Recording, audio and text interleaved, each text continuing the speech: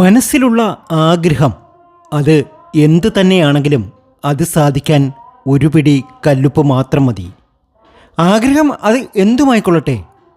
ബുധനാഴ്ചയോ വെള്ളിയാഴ്ചയോ കിഴക്കോട്ട് ദർശനമായി നിന്ന് ഒരു പിടി കല്ലുപ്പെടുക്കുക.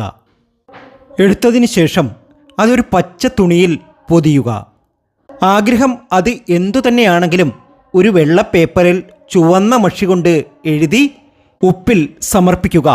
ആർക്കാണോ ആഗ്രഹം സാധിക്കേണ്ടത് അവരുടെ പാദം മുതൽ ശിരസ്സു വരെ 3 പ്രാവശ്യം ഒഴിയുക.